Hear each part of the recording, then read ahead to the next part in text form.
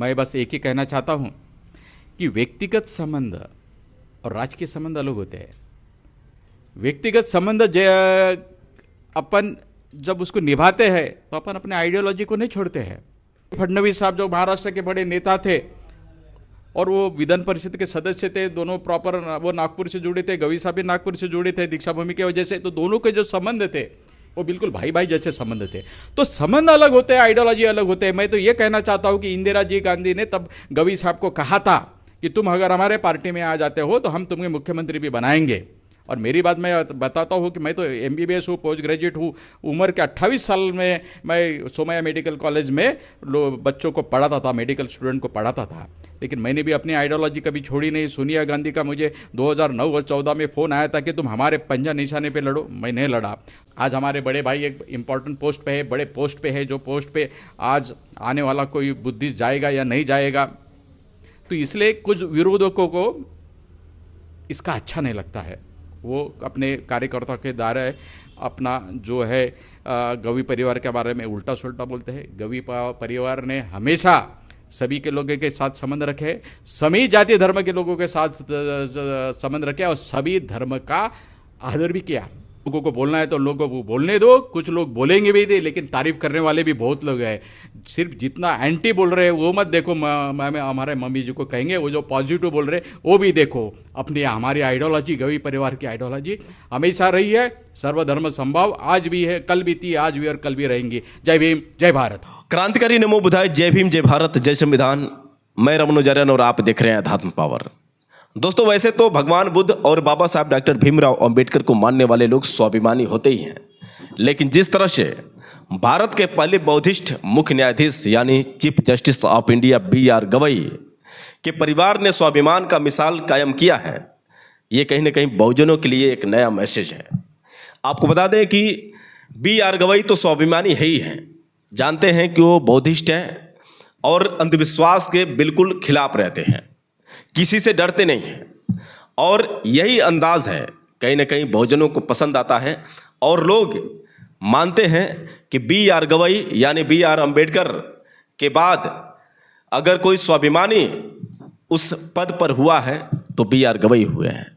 क्योंकि भारत के पहले कानून मंत्री बाबा साहब डॉक्टर भीमराव अंबेडकर, जिन्होंने संविधान लिखा, और सौभाग्य की बात है कि भारतीय संविधान की रक्षा के लिए हमारे BR गवई साहब अपनी आवाज़ को बुलंद करते हैं और जो भी उनका फैसला होता है एकदम सटीक होता है।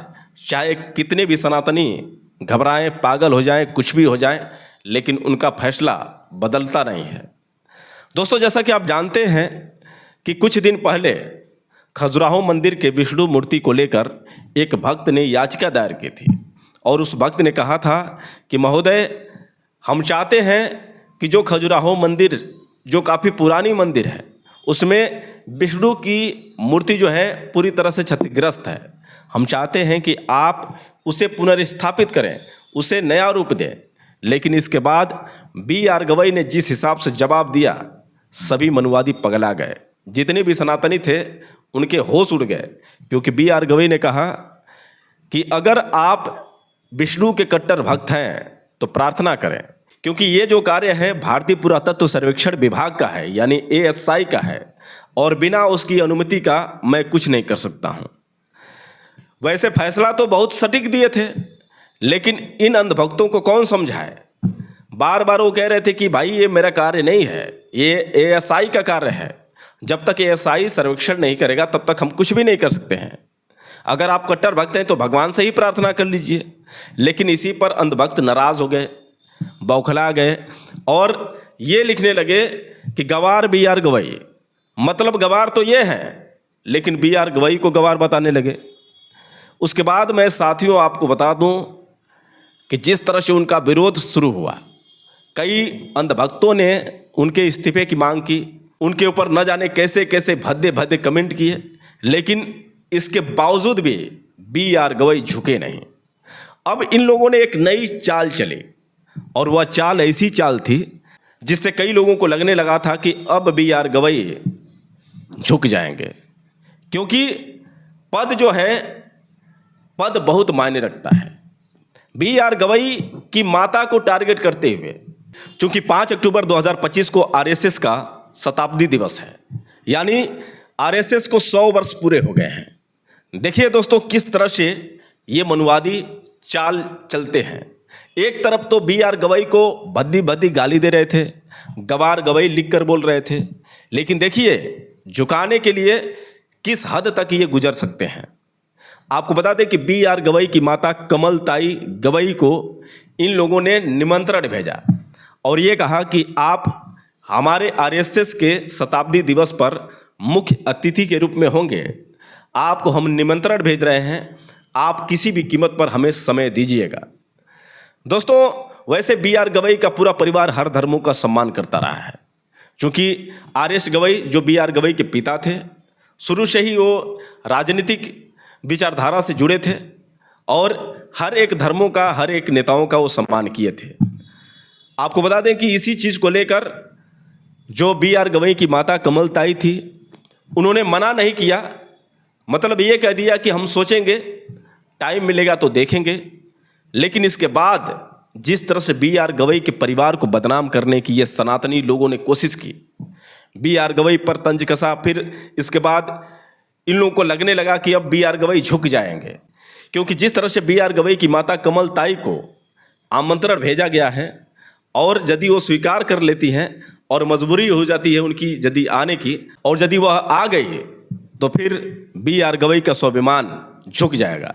लेकिन दोस्तों आपको बता दें कि कमलताई का एक बयान इन मनुवादियों के लिए जोरदार तमाचा का काम किया। सनातनी बौखला गए। मुख्य अतिथि का एक निमंत्रण भेजा गया था, लेकिन हैरानी होगी आपको जानकर कि कमलताई ने ठुकरा दिया।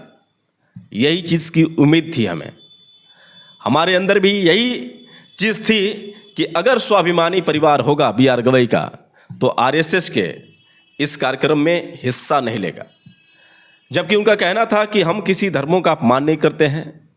हमारे पति यानी आर एस गवई भी पहले संघ में जाते रहे हैं, लेकिन उनकी जो विचारधारा है हमेशा बौद्धिस्ट रही।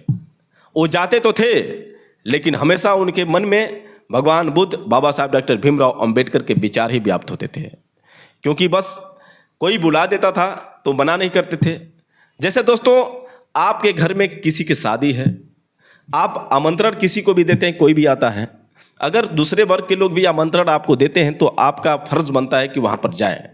लेकिन इसका मतलब ये नहीं है कि हम आपके विचारों से मिल गए। यही बहुत बड़ी चूक थी इन लोगों की। इन लोगों ने सोचा कि हम तो जैसे प्रतिभा पाटिल को, रामनाथ कोविंद को, कई जो ऐसे हैं, जैसे वर्तमान द्रौपदी मुर्मू हैं, तो ऐसे ऐसे दलितों को तो हमने कंट्रोल कर दिया, शायद बी आर गवई की माता को भी हम कंट्रोल कर लेंगे, उनको भी झुका देंगे। लेकिन इनको ये नहीं पता था कि शुरू से ही स्वाभिमानी परिवार है बी आर गवई का। आर एस गवई जो खुद स्वाभिमानी नेता रहे हैं। और दोस्तों ये जो माता कमलताई का ये फैसला आया है, ये काफ़ी चौंकाने वाला है और ख़ास तौर से इन लोगों के गाल पर एक ज़ोरदार तमाचा का काम किया है। आपको बता दें दोस्तों कि उनके भाई यानी राजेंद्र गवई ने स्पष्ट रूप से 5 दिन पहले जबकि आमंत्रण को लेकर वो ANI पत्रकार से बातचीत करते हुए बयान दिए थे।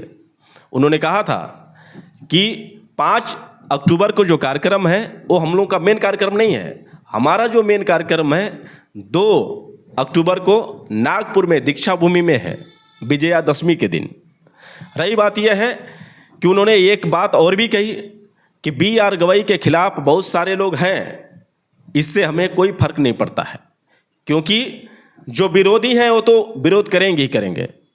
हमारे भाई जो हैं स्वाभिमानी हैं, किसी भी कीमत पर झुक नहीं सकते हैं, और यदि कोई अपमान कर रहा है तो उससे हमें नहीं देखना है।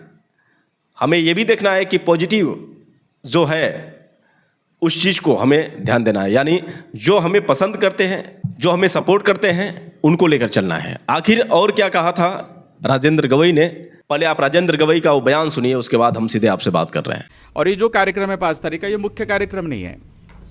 मुख्य कार्यक्रम विजयादशमी के दिन में 2 अक्टूबर को नागपुर में है।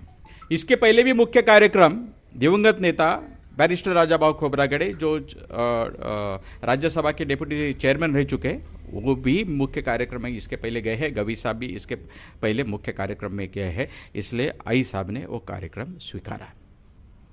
मैं बस एक ही कहना चाहता हूँ कि व्यक्तिगत संबंध और राजकीय संबंध अलग होते हैं। व्यक्तिगत संबंध अपन जब उसको निभाते हैं तो अपन अपने आइडियोलॉजी को नहीं छोड़ते हैं। हमारी आइडियोलॉजी पक्की है। मैं गवी साहब के बारे में इतना ही कहूँगा कि गवी साहब के संबंध इंदिरा जी के साथ में अच्छे थे, अटल बिहारी वाजपेयी के साथ में अच्छे थे, और गंगाधर जी फडणवीस साहब जो महाराष्ट्र के बड़े नेता थे और वो विधान परिषद के सदस्य थे, दोनों प्रॉपर वो नागपुर से जुड़े थे, गवी साहब भी नागपुर से जुड़े थे दीक्षा भूमि की वजह से, तो दोनों के जो संबंध थे वो बिल्कुल भाई भाई जैसे संबंध थे। तो संबंध अलग होते हैं, आइडियोलॉजी अलग होते हैं। मैं तो ये कहना चाहता हूँ कि इंदिरा जी गांधी ने तब गवी साहब को कहा था कि तुम अगर हमारे पार्टी में आ जाते हो तो हम तुम्हें मुख्यमंत्री भी बनाएंगे। और मेरी बात मैं बताता हूँ कि मैं तो MBBS हूँ, पोस्ट ग्रेजुएट हूँ। उम्र के 28 साल में मैं सोमैया मेडिकल कॉलेज में बच्चों को पढ़ाता था, मेडिकल स्टूडेंट को पढ़ाता था। लेकिन मैंने भी अपनी आइडियोलॉजी कभी छोड़ी नहीं। सोनिया गांधी का मुझे 2009 और 14 में फ़ोन आया था कि तुम हमारे पंजा निशाने पे लड़ो, मैं नहीं लड़ा। 2024 में मल्लिकार्जुन खड़गे साहब ने उनके बंगले पे बुलाया, उन्होंने बोला कि हमारे पंजे पे लड़ाओ, तुम खासदार बन सकते हो। लेकिन मैंने लड़ा, मैं आज अगर खासदार होता। लेकिन हम आइडियोलॉजी कभी भी बदलते नहीं हैं। आज हमारे बड़े भाई एक इम्पॉर्टेंट पोस्ट पे है, बड़े पोस्ट पे है, जो पोस्ट पे आज आने वाला कोई बुद्धिस्ट जाएगा या नहीं जाएगा, तो इसलिए कुछ विरोधकों को इसका अच्छा नहीं लगता है।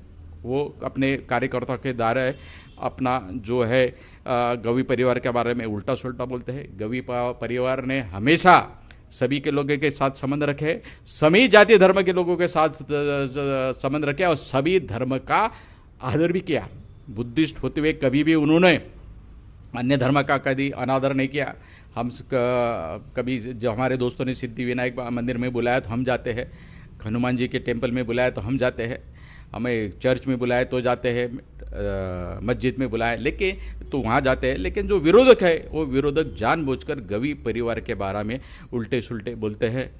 मैं अभी अपना बाइट ख़त्म होने के पूर्व एक ही बात बताऊंगा कि अटल बिहारी वाजपेयी पंतप्रधान बनने जा रहे थे, मेरे ख्याल से 1999 की बात हो या 98 की बात हो, कि एक होड़ से उनका पंतप्रधान पद धोखे में था। गवी साहब वहाँ पे लोकसभा सदस्य थे, गवी साहब ने वोट नहीं दिया, जबकि अटल बिहारी वाजपेयी उनके करीबी दोस्त थे। जब भी इंटरनेशनल कॉन्फ्रेंस में जाते थे तो एक ही रूम में रहते थे। वो जमाना अलग था कि उस लीडर को अलग अलग रूम नहीं दिया जाता था, एक ही रूम में उनको रहना पड़ता था। तो गवी साहब एक बेड पे रहते थे, अटल बिहारी वाजपेयी एक बेड पे रहते थे। लेकिन जब पंतप्रधान का चुनाव के वक्त उनका जो लोकसभा का मत था वो उन्होंने अटल जी को नहीं दिया, क्योंकि वो अपने आइडियोलॉजी से दूर नहीं रहे। ऐसे प्रकार के नेता थे। अभी तो अटल जी ने, जब अटल जी की बात, तो अगर कहूँ कि अटल जी बाद में दीक्षा भूमि आए और गवी साहब सामने थे, गवी साहब बोले अरे तूने मुझे वोट नहीं दिया। देखो उनके दोस्त ही थे इसलिए अरे तुरे बोलते थे, तूने वोट नहीं दिया। लेकिन मुझे उसका बिल्कुल दुख नहीं, तू अपने आइडियोलॉजी पर कायम रहा, इसका मुझे आनंद है। मेरा पद गया इसके मुझे दुख नहीं है। लेकिन ये दीक्षा भूमि के लिए आगे जाके कुछ भी फंड लगा, कुछ भी पैसा लगा तो इस अटल को तो बोल, जितना चाहेंगे उतना फंड दूंगा। ऐसा प्रकार के उस नेता थे इंदिरा गांधी, अटल जी वाजपेयी, गंगाधर जी फडणवीस, गवी साहब, बैरिस्टर राजाभाऊ खोब्रागडे, क्या नेता थे। आज ऐसे नेताओं की कमी हमें महसूस हो रही है। हमारे माँ साहब ने अभी तक कोई निर्णय नहीं लिया है, लेकिन कोई भी निर्णय वो ले ले, एक बेटे के नाते और रिपब्लिकन पार्टी ऑफ इंडिया के सरचिटनीस के नाते मैं उनके पीछे खंबीर रहूँगा। लोगों को बोलना है तो लोगों को बोलने दो, कुछ लोग बोलेंगे भी दे, लेकिन तारीफ करने वाले भी बहुत लोग हैं। सिर्फ जितना एंटी बोल रहे हैं वो मत देखो, हमारे मम्मी जी को कहेंगे, वो जो पॉजिटिव बोल रहे हैं वो भी देखो। अपनी हमारी आइडियोलॉजी, गवी परिवार की आइडियोलॉजी हमेशा रही है सर्वधर्म संभाव, आज भी है, कल भी थी, आज भी और कल भी रहेंगी। जय भीम, जय भारत। तो दोस्तों आपने सुना किस तरह से राजेंद्र गवई ने उन विरोधियों को बारीकी से समझाया और उन्होंने समझाने का प्रयास किया कि भाई जाने की बात है तो मैं तो मस्जिदों में भी जाता हूँ, चर्च में भी जाता हूँ, मंदिरों में जाता हूँ, तो इसका मतलब ये थोड़ी है कि हम विचारधारा से अलग हैं। हमारे जो अंदर विचारधारा है, जो बाबा साहब डॉक्टर भीमराव अंबेडकर के प्रति, भगवान बुद्ध के प्रति, वो विचारा हमेशा बनी रहेगी। और लाख मनुवादी चाहे हमारी विचारधारा को बदल नहीं सकते हैं। दोस्तों जिस तरह से B.R. गवई, उनके भाई राजेंद्र गवई और माता कमलताई गवई ने एक मिसाल कायम किया है, हमें गर्व महसूस हो रहा है कि हमारे बी आर गवई साहब और उनकी माता कमलताई, जो इतने स्वाभिमानी हैं। और सबसे पहले उन सभी गवई परिवार के सदस्यों को मेरी तरफ से बार बार वंदन है। और हमें अब ऐसा एहसास हो रहा है कि बाबा साहब डॉक्टर भीमराव अंबेडकर का मिशन पूरा होने में वक्त नहीं लगेगा।